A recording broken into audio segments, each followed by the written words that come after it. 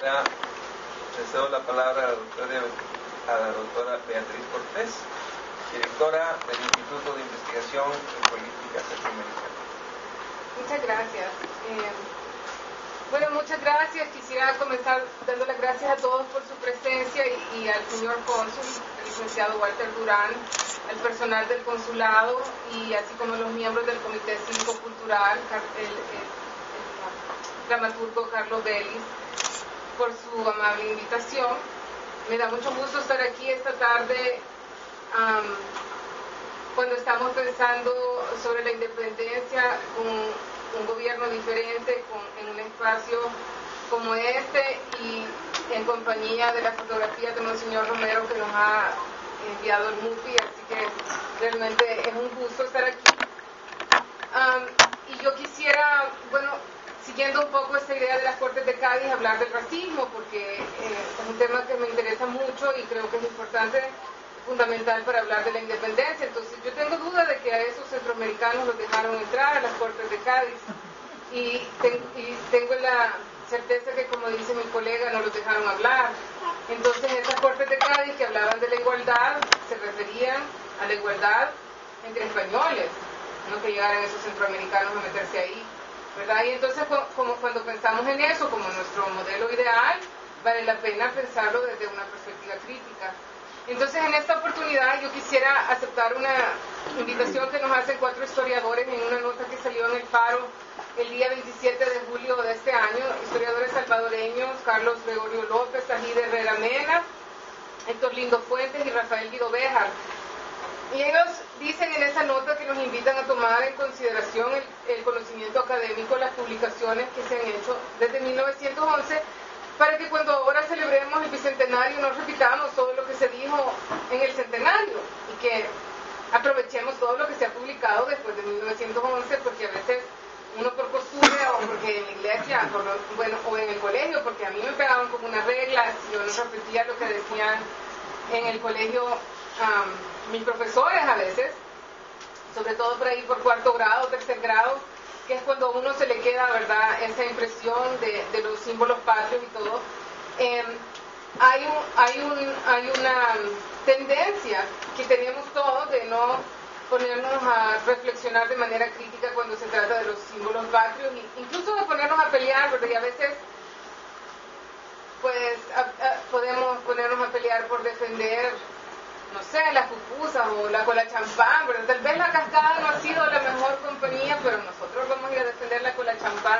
Tal vez, no sé, ahora le han dado un premio al pollo campero en Guatemala, qué sé yo, ¿no? Entonces es importante para nosotros ir desconstruyendo todo eso y ver qué significa.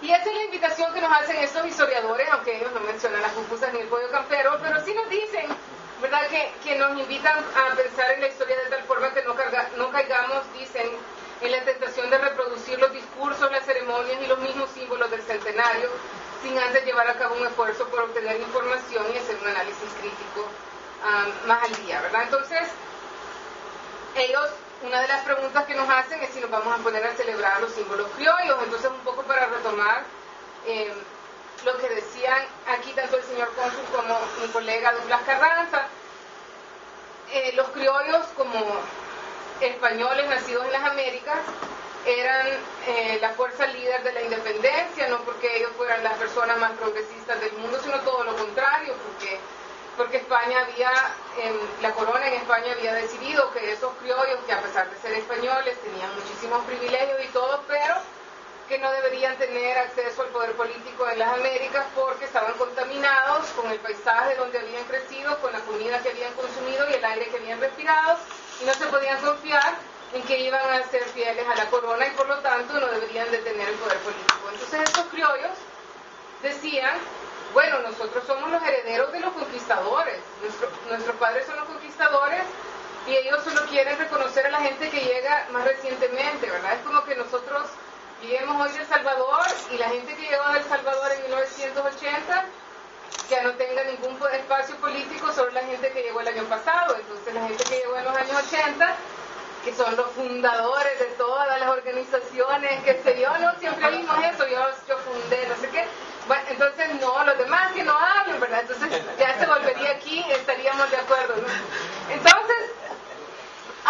dinámica de esa. Y es muy importante irla como desconstruyendo y pensando qué significa, ¿no?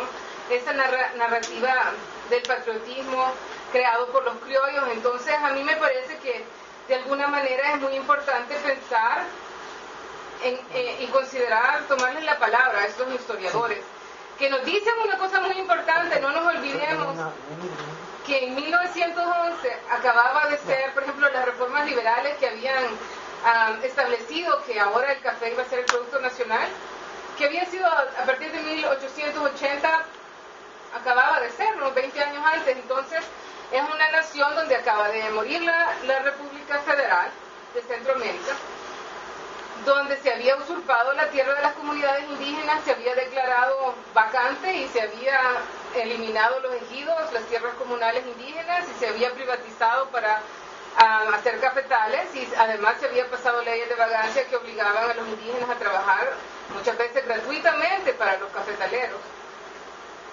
Entonces esa es la clase dominante que produce el discurso que estamos celebrando a veces. Entonces yo a veces con un grano de sal me pongo muy seriamente a pensar sobre qué es lo que estamos celebrando y cuál independencia y de qué somos independientes. Y si ese proceso sigue, si hay que celebrarlo, cantar victoria antes de tiempo, diría mi mamá que es mala suerte.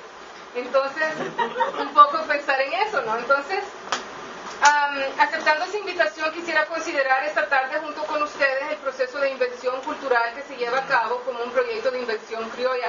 Y me interesa mucho esa producción cultural de los criollos. ¿Qué es lo que están diciendo los criollos en ese momento, en varias décadas que ellos están produciendo un discurso que trata de regresar el poder político a sus manos? Entonces, para comprender esa idea que tienen los criollos, sobre todo dos ideas en particular, la idea de la pureza de la sangre y la idea de que trabajar con las manos es una vergüenza, que es muy diferente a la idea de los puritanos que vienen a las colonias de Inglaterra aquí, por ejemplo, donde ser un farmer, ¿verdad?, es algo honroso, allá es algo despreciable, ¿no? Entonces, ¿de dónde viene esa idea? Y viene realmente del año 1492, que es el mismo año en que la reconquista se completa en España. Los árabes han estado ocupando España por más de 800 años. En el último fuerte de los moros, que es en Granada, se expulsa a los árabes en 1492, el mismo año que también se expulsa a los judíos, porque el rey y la reina de España no tenían dinero. Entonces, una manera de apropiarse de todos los bienes de las familias judías era declarar a España como la nación católica y echar a todo el mundo. Entonces, así fue como, por ejemplo, la familia de mi filósofo favorito, Spinoza, terminó en Holanda, ¿verdad?, cuando ellos hubieran podido ser españoles, porque los echaron de ahí, se perdieron la suerte de tener a Spinoza en España. Y al hacer todo eso, entonces, declarar que solamente los españoles podían quedarse, también se declaró que solamente los españoles podían ir a las Américas, y para poder estar en España o para poder viajar a las Américas uno tenía que tener un certificado de pureza de la sangre que le permitía a uno probar que por varias generaciones nuestros antepasados habían sido solamente españoles y que uno no tenía sangre de ningún otro tipo. Y si no, no podía viajar a las Américas ni quedarse en España. Entonces estos certificados de la pureza de la sangre van creando esa idea de un racismo y unas jerarquías raciales que después se reproducen en las Américas como las castas, ¿verdad? Las castas que están encabezadas por los españoles, y ahí siguen los criollos, después los mestizos, y después tenemos más de 52 categorías imaginadas, totalmente artificiales, inventadas, para mantener a los españoles y a los criollos en ese espacio de privilegio.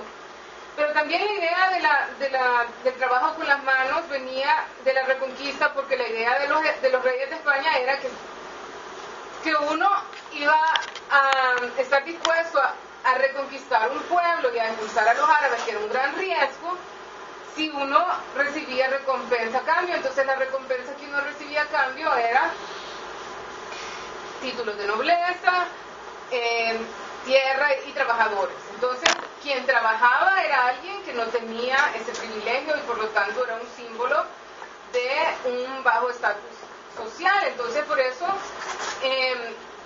incluso hoy día, ¿verdad? Hay mucha gente en El Salvador que quiere que sus hijos sean hombres o mujeres de negocios, médicos o abogados, ¿verdad? Todo lo demás no. Y bueno, y nosotros como población inmigrante tenemos que reconsiderar eso, porque nosotros somos una población que en gran medida proporciona toda la labor de servicio, embellece la ciudad, limpia los jardines y las casas de otras personas. Y entonces tenemos que pensar qué significa eso, si nosotros estamos despreciando el trabajo que nosotros mismos hacemos, qué clase de auto-odio, ¿verdad? Eso significa. Y entonces, bueno, un poco pensando en eso, me voy a saltar aquí un pedazo para hablar también sobre cómo hemos heredado entonces esa idea de la pureza de la sangre y del racismo, que no es imposible imaginarnos que en la ciudad de Los Ángeles o en El Salvador vamos a escuchar a alguien decir: ¡ay, qué lindo el bebé de fulanito que tiene ojos azules o tiene la piel clara! Es una mejora de la raza, ¿verdad? Porque yo creo que todos hemos oído a alguien decir una cosa similar, aunque sea una vez en la vida, y sobre todo era una persona con una piel tan oscura como la mía que decía eso y que se odiaba a sí misma, ¿verdad? Entonces, es importante pensar por qué hemos 200 años más tarde, 300 años más tarde o 500 años más tarde aceptado reproducir e internalizar todos esos patrones de pensamiento. Y con todo ese trasfondo, la nación criolla se imagina a partir de los intereses de los criollos. Entonces los criollos, al tratar de forjar esa nación, lo primero que hacen es hablar de lo maravillosa que fue la conquista, porque en la colonia ellos son marginados. Entonces la única manera de no ser marginados es regresar y decir: la conquista fue maravillosa, nuestros antepasados obtuvieron estas tierras para poder colonizarlas. Esas tierras son nuestras gracias a nuestros abuelos, a nuestros tatarabuelos. Nosotros somos los herederos de ellos, nosotros deberíamos tener el poder político. Y entonces empiezan a escribir. Y como bien decía el señor cónsul con respecto al discurso que decía este sacerdote desde el púlpito, también ellos empiezan a escribir sobre lo amables que eran los conquistadores. Pedro de Alvarado, que era un asesino, un autor de masacres, ¿verdad? Ellos decían que era como Hércules, como un semidios, que era tan compasivo con los pueblos indígenas, que los amaba, que defendió sus vidas, que etcétera, etcétera. Entonces uno lee esos ensayos y se maravilla, ¿verdad?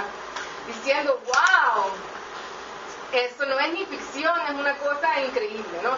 Entonces, un poco en ese sentido me parece importante regresar a ver algunos de los símbolos de la nación.